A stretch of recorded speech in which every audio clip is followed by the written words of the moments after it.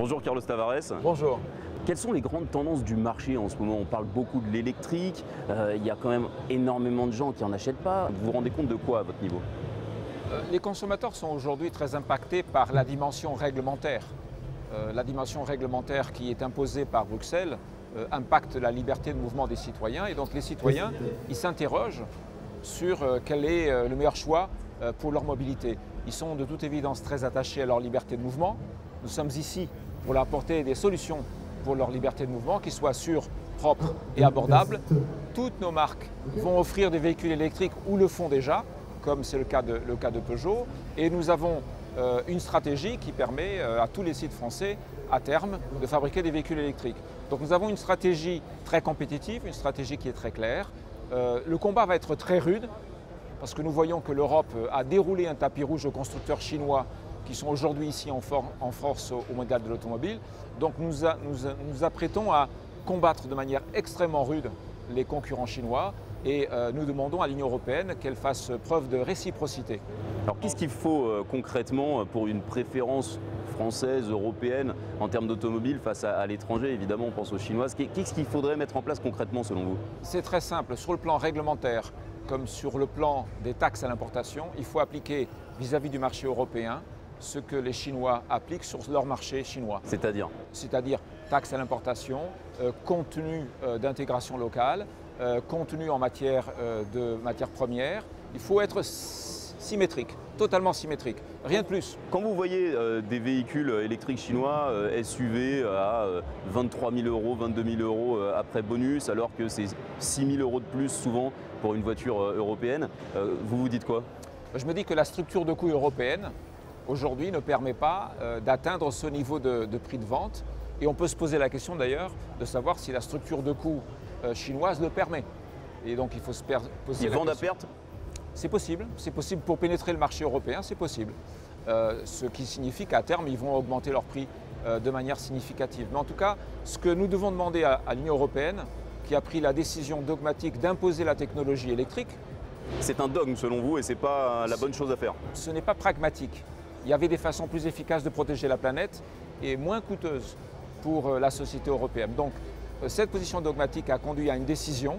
Cette décision, c'est le cadre dans lequel nous exerçons notre métier et nous sommes en concurrence avec l'ensemble des constructeurs, dont les constructeurs chinois. Mais ce que nous devons demander, voire exiger de l'Union européenne, c'est qu'elle soit réciproque, qu'elle soit symétrique. Les conditions qui sont offertes aux concurrents chinois sur le marché européen ne peuvent pas être plus favorables que les conditions qui sont offertes aux concurrents occidentaux sur le marché chinois. Cette réciprocité, c'est ce que nous devons exiger de la part de l'Union européenne. À quelles conditions une voiture électrique, selon vous, est bonne pour la planète, est écologique vraiment? Elle est écologique dans la mesure où vous avez une énergie qui est totalement décarbonée. C'est ça la question fondamentale. En France, on a le nucléaire. Oui, mais pas toute l'Europe. Et donc la question n'est pas qu'une question française, bien entendu. Oui, la France, elle a un avantage stratégique qui est sa production nucléaire, mais l'ensemble de l'Europe n'est pas dans cette situation et comme nous le savons, le CO2 c'est un problème global. Donc la recharge de la voiture, mais la production de la voiture, l'impact de la batterie, des batteries petites, énormes, est-ce qu'une énorme batterie, une très grosse autonomie, c'est bon pour la planète? Il y a deux choses qu'il faut dire pour que chacun comprenne quels sont les enjeux. Premier enjeu, une électricité propre, une électricité renouvelable, une électricité décarbonée. Pas uniquement au niveau du pays, pas uniquement au niveau de la région, mais sur l'ensemble de la planète parce que le CO2 est un problème global. Deuxième condition, une densité du réseau de chargement qui permet de sécuriser pour le consommateur la facilité du rechargement de la batterie. Troisième condition, effectivement, nous avons des véhicules électriques qui sont en moyenne 400 à 500 kg plus lourds que les véhicules thermiques. Ça pose la question des matières premières et c'est une question qu'il faut se poser, qu'il faut poser d'ailleurs aux organisations non gouvernementales, car ce problème-là, il est connu, nous l'avons commenté déjà depuis de nombreuses années, donc il ne faudra pas nous dire dans quelques années que finalement le véhicule électrique n'est pas une bonne solution parce qu'il est trop lourd et consomme trop de ressources sur la planète. Il faut rouvrir des mines de lithium, par exemple, en France, en Europe. Il faudra ouvrir des mines en Europe si on veut exercer une souveraineté sur l'approvisionnement des matières premières dont nous avons besoin pour faire des batteries qui équipent des véhicules électriques.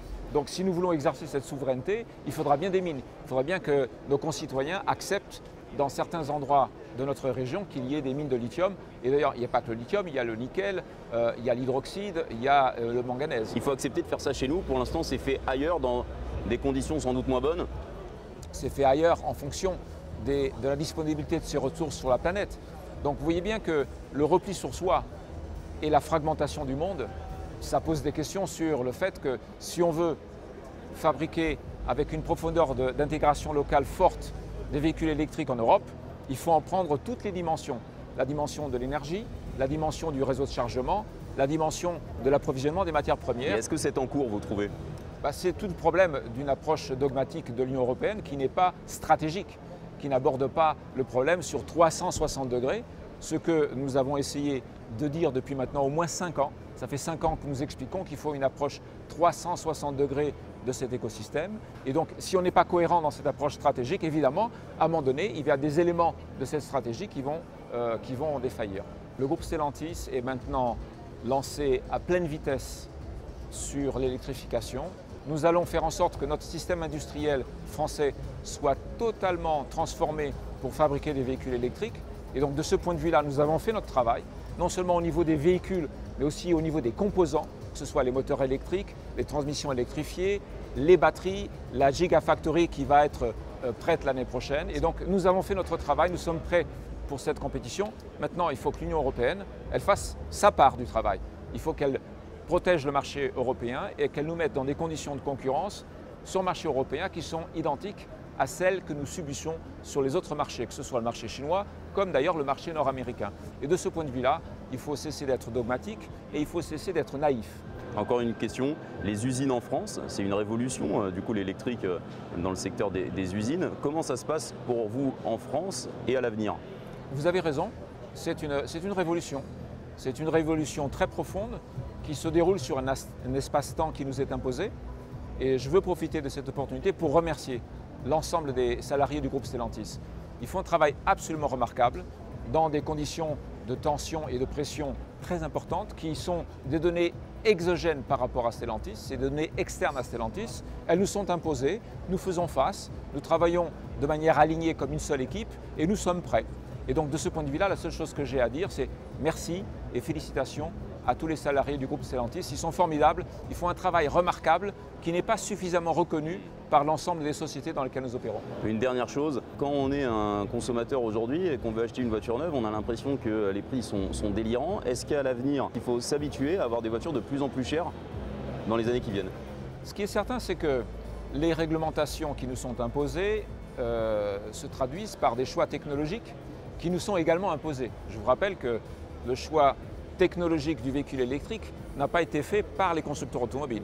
Il a été imposé par l'Union européenne. Et donc cette technologie, elle est chère.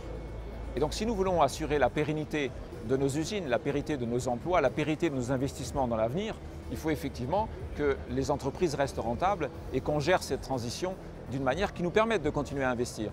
Donc il ne faut pas s'en étonner. Et je rappelle à tous ceux qui nous regardent, c'est un point important, que ceux qui ont pris ces décisions sont en principe les représentants du peuple. Les gens qui ont pris ces décisions, ce sont ceux qui siègent au Parlement européen. Ils ont été élus par nous tous. Et donc, il ne faut pas s'étonner. Il faut simplement prendre le constat que les représentants du peuple ont pris une décision dont les conséquences sont celles qui se déroulent devant nos yeux. Et donc les voitures seront chères à l'avenir. Pendant la période de forte inflation, il faudra qu'elles suivent l'inflation de manière à préserver la pérennité des entreprises. Merci.